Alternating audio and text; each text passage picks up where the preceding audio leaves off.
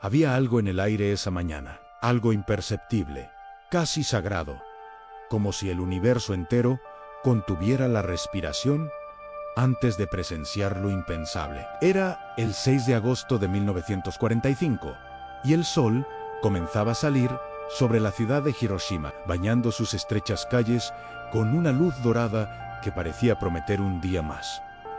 Los niños se preparaban para ir a la escuela. Los comerciantes abrían sus tiendas. Las mujeres paseaban por las aceras frente a sus casas de madera, repitiendo los gestos de sus abuelas y los que harían sus nietas. La vida, con toda su fragilidad y belleza, seguía su curso natural, indiferente a que en pocas horas todo esto dejaría de existir.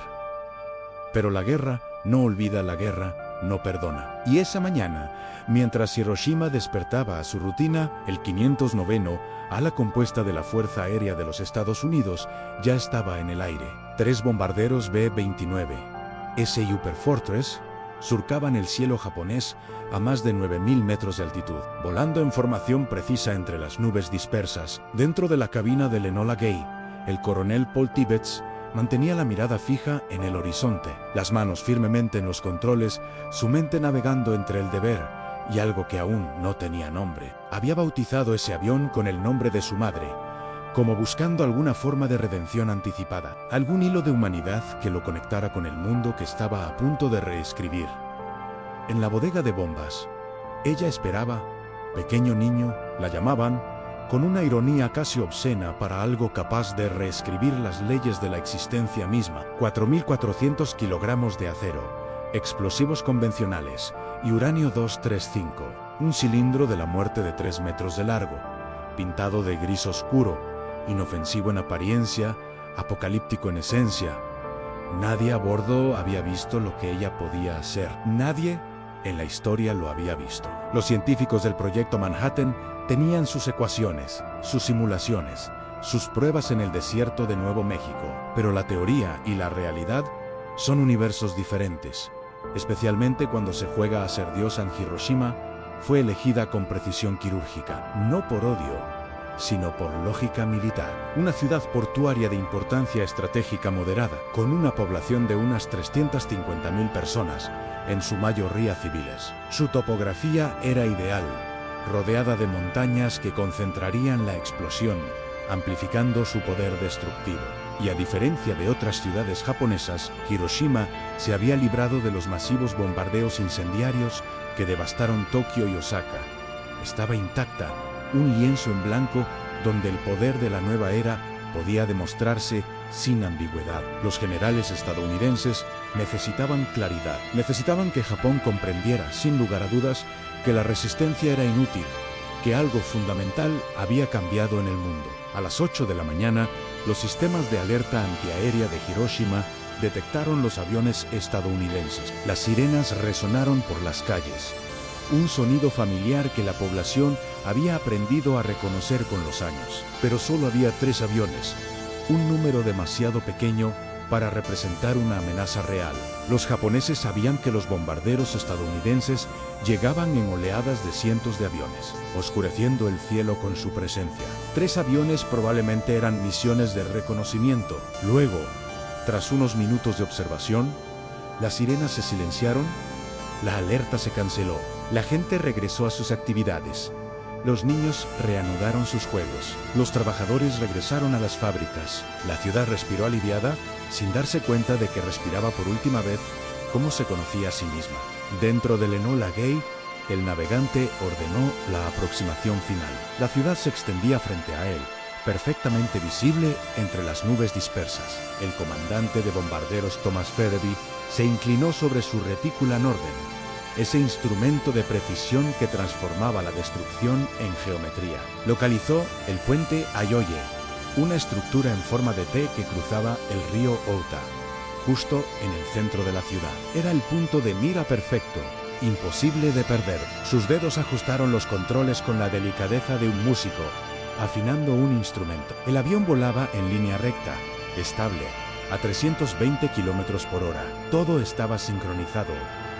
Todo estaba listo. La historia estaba a punto de dividirse en un antes y un después. A las 8:15, 17 Alto M, las puertas de la bodega de bombas se abrieron en un clic mecánico, un susurro de aire, y entonces Little Boy cayó, liberado de la panza del Enola Gay, iniciando su descenso de 57 segundos hacia tierra. Tibbets ejecutó de inmediato una agresiva maniobra evasiva, girando el avión 155 grados y descendiendo en picado para ganar velocidad, intentando distanciarse lo máximo posible del punto de impacto. La tripulación llevaba gafas especiales, diseñadas para proteger sus ojos de la luz que estaba a punto de amanecer.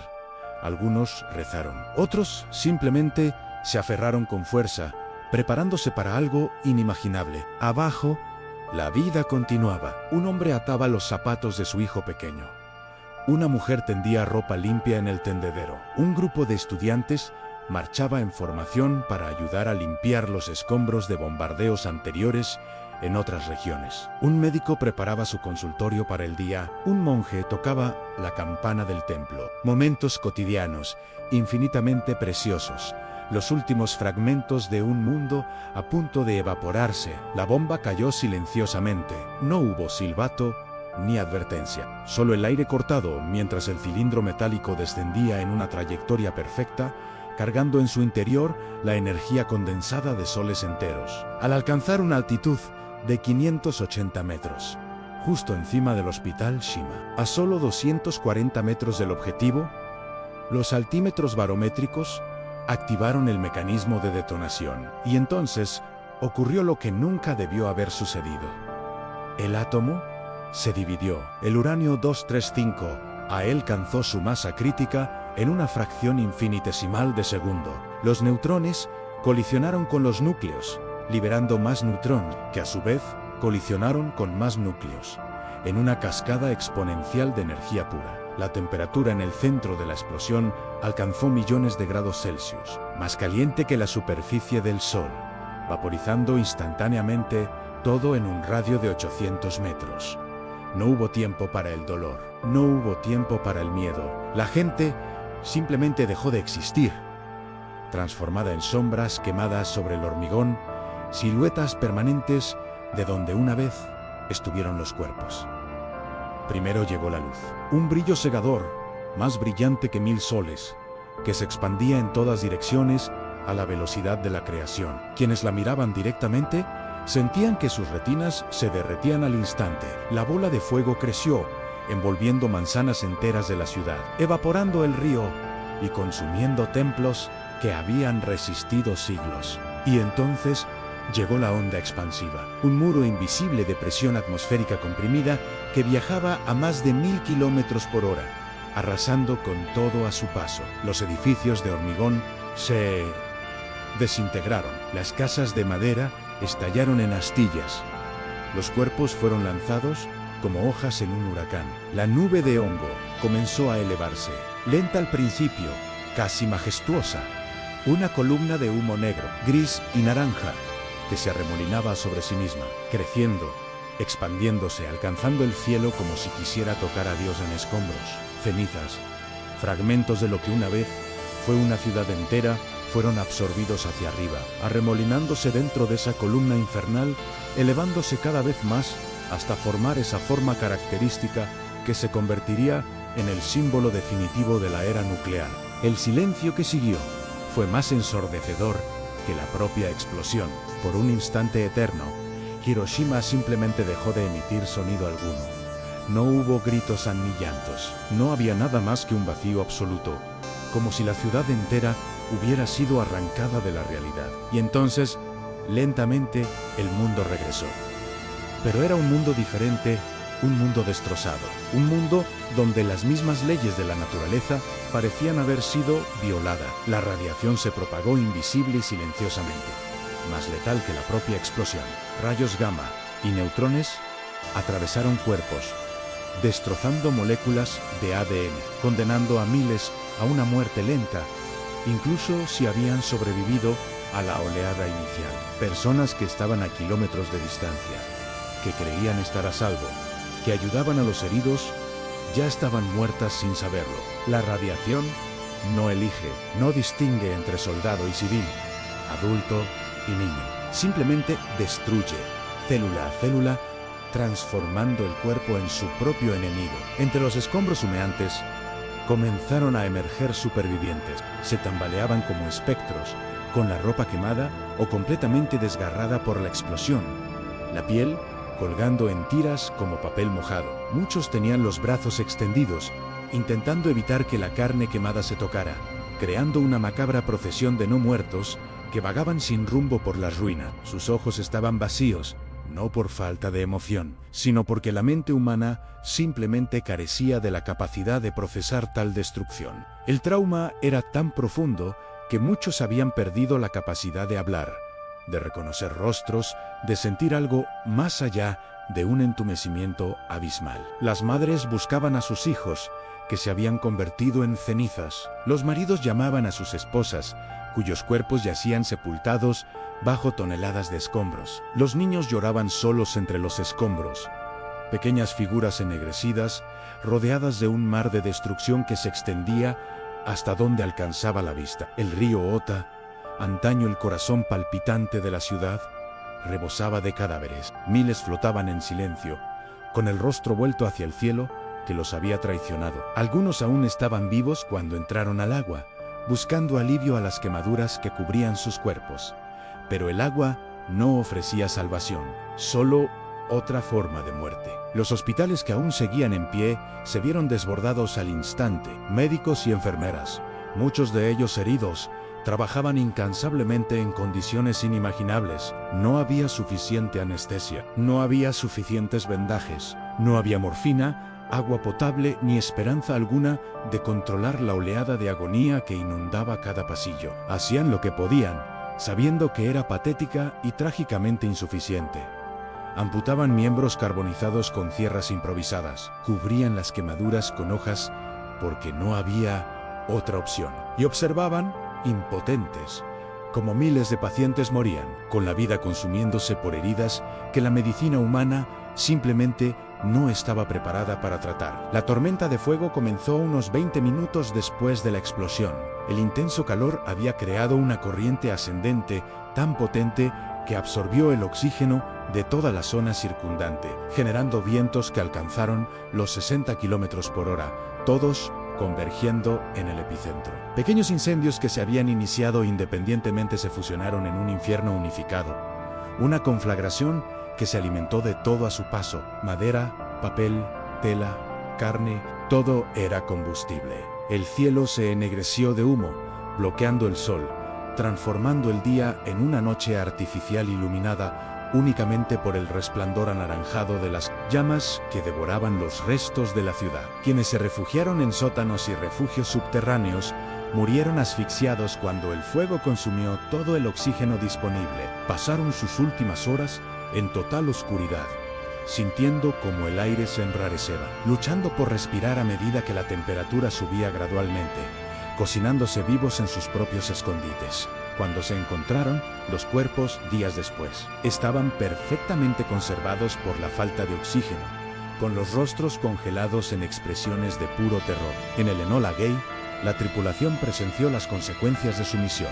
Cuando llegó el destello, incluso a través de gafas protectoras, incluso a 16 kilómetros de distancia, fue como mirar directamente al rostro de Dios y solo encontrar furia. El avión fue sacudido por la onda expansiva y luego por la segunda onda reflejada en las montañas. Tibbets mantuvo el control, pero le temblaban las manos.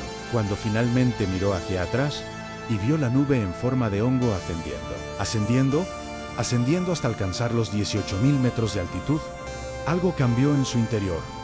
Había hecho exactamente lo que se le había ordenado. Había ejecutado la misión con perfección técnica. Pero en ese momento, al contemplar la columna de destrucción que había creado, Paul Tibbets comprendió que había cruzado un umbral sin retorno. La humanidad había entrado en territorio prohibido, y él había sido el instrumento de esa transgresión. El copiloto Robert Lewis escribió en su diario, con manos temblorosas: «Dios mío, ¿qué hemos hecho?». No era una pregunta retórica, era un grito del alma, un reconocimiento de que algo fundamental e irreversible se había roto. Los hombres a bordo de ese avión no eran monstruos, eran soldados, padres, hijos, hombres comunes que habían sido colocados en una posición extraordinaria y habían tomado una decisión que los perseguiría el resto de sus vidas. Algunos beberían hasta morir intentando olvidar. Otros pasarían décadas justificando, racionalizando, construyendo muros mentales contra la magnitud de lo que habían vivido. Pero ninguno de ellos volvería a ser el mismo. La inocencia, si alguna vez existió, se había evaporado junto con Hiroshima, de vuelta entre los escombros.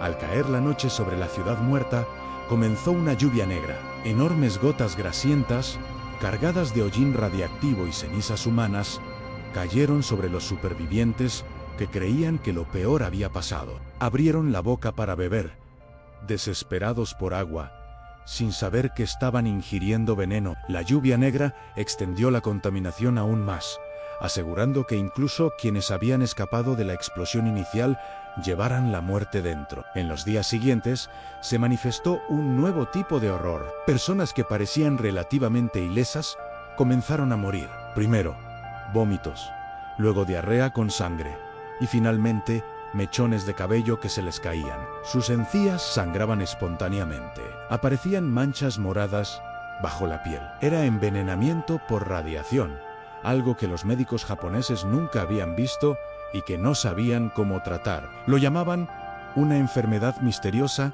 porque no tenían palabras para describir lo que hacía la radiación. Las células sanguíneas morían, dejando al cuerpo indefenso ante cualquier infección. Los órganos internos fallaban sistemáticamente, y la muerte, cuando finalmente llegaba, era casi un alivio. Entre los sobrevivientes, algo tan tóxico como la radiación comenzó a propagarse a la culpa. ¿Por qué sobreviví cuando mi familia murió? ¿Por qué me libré cuando mi vecino fue vaporizado? Esta culpa se transmitiría de generación en generación. Los hibakusa, como se conocería a los sobrevivientes, no solo cargarían con cicatrices físicas, sino también con un profundo estigma social. Muchos ocultarían su condición de sobrevivientes por temor a la discriminación en el matrimonio y el empleo. Las mujeres hibakusha eran consideradas ineptas para el matrimonio, ya que se creía que la radiación había contaminado su linaje genético. Y en parte, tenían razón. Las tasas de cáncer y defectos congénitos entre los sobrevivientes y sus descendientes aumentarían drásticamente durante décadas. Mientras Hiroshima ardía, el mundo aún lo desconocía. Las comunicaciones con la ciudad se habían cortado. El gobierno japonés sabía que algo catastrófico había ocurrido, pero no la magnitud, ni la naturaleza. Los primeros informes tardarían horas en llegar a Tokio. E incluso entonces, las palabras parecían insuficientes.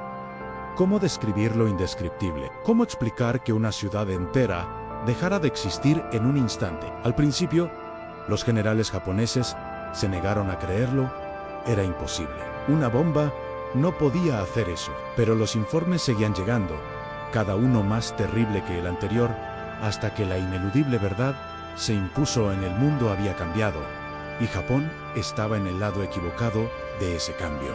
En la mañana del 7 de agosto, al amanecer sobre una Hiroshima irreconocible, la magnitud de la catástrofe comenzó a revelarse en toda su crueldad. Los equipos de rescate de los pueblos vecinos que intentaban entrar encontraron carreteras bloqueadas por escombros y cadáveres. El olor era insoportable, una combinación de carne quemada, madera carbonizada y algo más, algo químico y antinatural que quemaba las fosas nasales y se pegaba a la garganta. Los pocos supervivientes que pudieron hablar contaron historias que parecían sacadas de pesadillas, no de la realidad. Hablaron de personas que se habían desvanecido en el aire, dejando solo sombras permanentes en las paredes, de niños que buscaban a padres que nunca volverían a encontrar, de un calor tan intenso que había derretido el vidrio y convertido la arena en cristal. El presidente Harry Truman recibió la noticia del éxito de la misión al regresar de la conferencia de Potsdam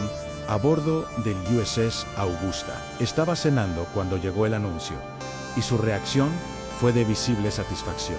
Para él, esta era el arma que pondría fin a la guerra, que salvaría millones de vidas estadounidenses que se habrían perdido en una invasión terrestre de Japón. No vio Hiroshima, no vio los cuerpos carbonizados, los niños moribundos, los ríos obstruidos por cadáveres, vio cifras, estrategia, el fin de una guerra que había costado 50 millones de vidas. Y en su mente, esas cifras lo justificaban todo. Dormiría profundamente esa noche, convencido de haber tomado la decisión correcta. Solo años después, cuando llegaron las fotografías, cuando las estadísticas de los muertos se transformaron en rostros, la duda comenzó a asomar en los márgenes de su conciencia. Pero Japón permaneció en silencio. No hubo rendición en el Consejo Supremo de Guerra, estaba dividido. Algunos miembros reconocieron la inevitabilidad de la derrota y abogaron por la capitulación inmediata. Otros, atados por un código de honor que valoraba la muerte sobre la deshonra, insistieron en continuar la lucha hasta el último hombre, mujer y niño. El emperador Hirohito permaneció indeciso, una figura casi divina, paralizado por la magnitud de las decisiones humanas que se vio obligado a tomar. Y mientras los líderes debatían a puerta cerrada, el pueblo japonés seguía muriendo, no solo en Hiroshima, sino en todo el archipiélago, bajo los bombardeos convencionales que no cesaban. 3 días después de Hiroshima, el 9 de agosto, los estadounidenses atacaron de nuevo. Esta vez, el objetivo era Kokura, pero la ciudad estaba envuelta en nubes. Así que el bombardero B-29, Beoxcar, pilotado por el mayo R. Chao Sweeney, se desvió a un objetivo secundario en Nagasaki. A las 11:02 Alto M, Fatman, una bomba de plutonio aún más potente que Little Boy, detonó sobre el valle industrial de la ciudad. El patrón se repitió. El destello cegador a la bola de fuego. La nube de hongo ascendente. Destrucción absoluta. 70.000 personas más murieron en el acto. Y muchas más en los días, semanas y meses siguientes. El mundo había presenciado el apocalipsis una vez. Ahora presenciaba una repetición. Fue demasiado. Incluso para los más fervientes partidarios de la resistencia, 2 ciudades vaporizadas en 3 días representaban una realidad ineludible. Estados Unidos poseía un arsenal ilimitado de estas armas, o al menos eso parecía demostrar, y seguiría usándolas hasta que de Japón no quedaran más que cenizas radiactivas. Lo cierto era que los estadounidenses solo tenían listas estas 2 bombas, y tardarían semanas en fabricar otra. Pero los japoneses no lo sabían. Y el engaño, si es que lo era, funcionó a la perfección. El 15 de agosto de 1945, por primera vez en los 1000 años de historia de Japón, la voz del emperador se transmitió por radio a todo el país. Su voz era aguda, temblorosa, casi irreconocible. Utilizó un lenguaje formal y arcaico que muchos japoneses comunes apenas podían entender. Pero el mensaje era claro: Japón había aceptado los términos de la Declaración de Potsdam. La guerra había terminado. El imperio se había rendido. Para millones de japoneses a quienes se les había enseñado que la muerte era preferible a la rendición, que el emperador era un dios viviente. Esa transmisión fue una ruptura psicológica tan devastadora como las propias bombas. Algunos cometieron seppuku, un suicidio ritual, incapaces de vivir en un mundo donde su emperador había admitido la derrota. Otros simplemente se derrumbaron, llorando lágrimas que cargaban con el peso de 4 años de guerra, de ciudades destruidas, de familias destrozadas, de un futuro ahora completamente incierto. La Segunda Guerra Mundial había terminado, pero algo nuevo había comenzado. La era atómica había llegado, trayendo consigo un terror existencial que la humanidad jamás había conocido. Por primera vez en la historia, la especie humana poseía la capacidad de autodestrucción total, no mediante guerras prolongadas, sino en cuestión de horas, quizás minutos. La nube de hongo sobre Hiroshima no era solo un símbolo del fin de una guerra, era el presagio de todas las guerras futuras, de un mundo donde la aniquilación total siempre estaba a un clic de distancia. En los años siguientes, Hiroshima sería reconstruida. De sus cenizas surgiría una ciudad moderna y vibrante, testimonio de la resiliencia humana. La cúpula de la bomba atómica, uno de los pocos edificios que permanecieron parcialmente en pie en el epicentro, se preservaría como monumento conmemorativo. Su estructura esquelética sería un recordatorio permanente de lo que sucede cuando la ciencia supera a la sabiduría. Se erigirían museos, se contarían historias. Los Hibakusha que sobrevivieran dedicarían sus vidas a compartir sus testimonios, viajando por el mundo e implorando a las generaciones futuras que nunca, jamás, permitieran que esto volviera a suceder. Pero el mundo no aprendió la lección que intentaron enseñar. La carrera armamentística nuclear estalló en los años siguientes. Estados Unidos y la Unión Soviética compitieron para construir arsenales capaces de destruir el planeta varias veces. Se probaron bombas de hidrógeno miles de veces más potentes que Little Boy, cuyas explosiones eran visibles desde el espacio. Submarinos nucleares patrullaban los océanos,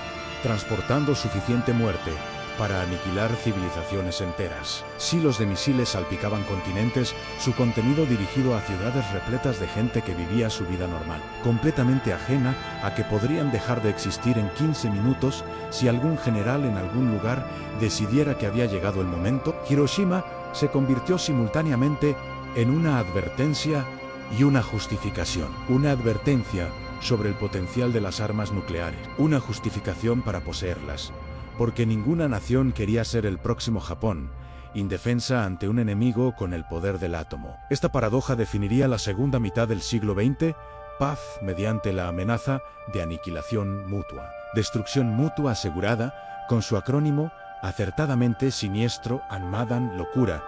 Y era una locura, de verdad, pero era una locura que de forma perversa funcionó. El mundo nunca volvió a presenciar una guerra entre grandes potencias, porque el coste potencial se había vuelto literalmente apocalíptico. Pero en Hiroshima, entre los escombros y los monumentos conmemorativos, entre los ancianos supervivientes que llevaban sus cicatrices visibles e invisibles, la pregunta persistía: ¿había sido necesario? ¿Podría haberse evitado? Los defensores argumentan que Japón nunca se habría rendido, que la invasión planeada habría costado millones de vidas a ambos bandos, que la bomba, por terrible que fuera, fue el mal menor. Los críticos señalan que Japón ya estaba al borde del colapso, que los soviéticos estaban a punto de entrar en la guerra en el Pacífico, que la rendición era inevitable, de todos modos, que Hiroshima y Nagasaki tenían menos que ver con ganar la guerra y más con enviar un mensaje a la Unión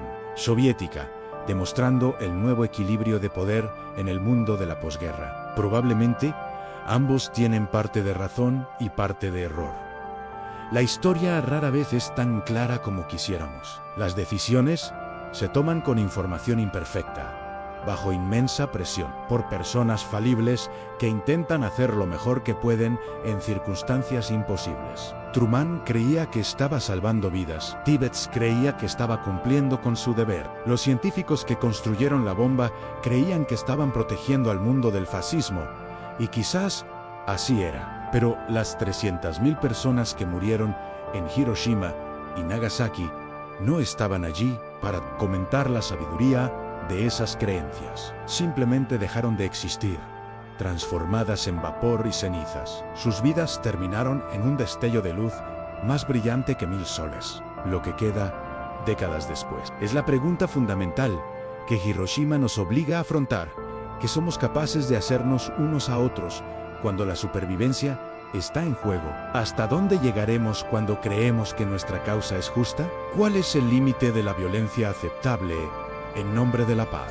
Hiroshima no ofrece respuestas cómodas, solo ofrece un espejo oscuro, donde vemos reflejada la capacidad humana, tanto para la brillantez científica como para la barbarie absoluta, a menudo indistinguiblemente entrelazadas. Y así, mientras el sol se pone sobre el río Ota, donde las aguas arrastraron hace tiempo las cenizas y la sangre, donde ahora los niños juegan en las orillas donde miles de sus abuelos murieron, Hiroshima permanece, una cicatriz en la conciencia colectiva de la humanidad, un monumento viviente a lo que hemos hecho y a lo que somos capaces de hacer, un recordatorio silencioso de que poseemos el poder de acabar con todo, y que lo único que nos detiene es la decisión consciente, cada día, de no usar ese poder. Hiroshima no es solo historia, es profecía, el final de una era sí, pero también el comienzo de otra. Una era en la que vivimos constantemente a la sombra de nuestra propia extinción potencial. Una era en la que la supervivencia de la especie depende de nuestra capacidad de aprender de los muertos y honrar su sacrificio involuntario, al no repetir jamás el error que los creó. La nube de hongo se disipó hace mucho, pero su sombra permanece y permanecerá mientras existamos para recordarla. Si has llegado hasta aquí, es porque entiendes que la historia no se trata solo de fechas y eventos. Se trata de humanidad, de decisiones, del peso de las decisiones que resuenan a lo largo de generaciones. Hiroshima no es solo una ciudad de Japón, es un espejo donde vemos reflejado lo que somos capaces de crear y destruir. Este canal existe para sacar a la luz estas historias, para ahondar en la profundidad de los momentos que definieron nuestro mundo, para que sientas el peso de la historia, no solo para que la conozcas. Y si este video te conmovió, si te hizo reflexionar, deja tu huella, dale a me gusta, porque eso nos demuestra que este trabajo importa, que estas historias deben seguir contándose. Comparte tu opinión en los comentarios. ¿Crees que el bombardeo fue necesario? ¿Te imaginas estar en esa ciudad esa mañana? Tus palabras crean una comunidad de personas que reflexionan, que cuestionan, que no aceptan la historia como algo lejano y muerto, sino como algo vivo y relevante. Y si quieres continuar este viaje por los momentos más épicos, trágicos y transformadores de la humanidad, suscríbete al canal y activa la campanita de notificaciones, porque cada semana te traemos una nueva historia, una nueva inmersión en las profundidades de la experiencia humana. Batallas que transformaron imperios, decisiones que reescribieron civilizaciones, hombres y mujeres comunes que hicieron cosas extraordinarias. Y ya que estás aquí, no te vayas todavía. Hay otro video en tu pantalla que te transportará a otro capítulo crucial de la historia. Haz clic ahora, porque si Hiroshima te impactó, lo que viene a continuación ampliará aún más tu comprensión de lo que significa ser humano en los momentos más extremos de nuestra existencia. La historia no espera, y tú tampoco deberías esperar. Gracias por ver, gracias por recordar, gracias por ser parte de esta comunidad que cree que conocer el pasado es la única manera de construir un futuro mejor. Nos vemos en el próximo video.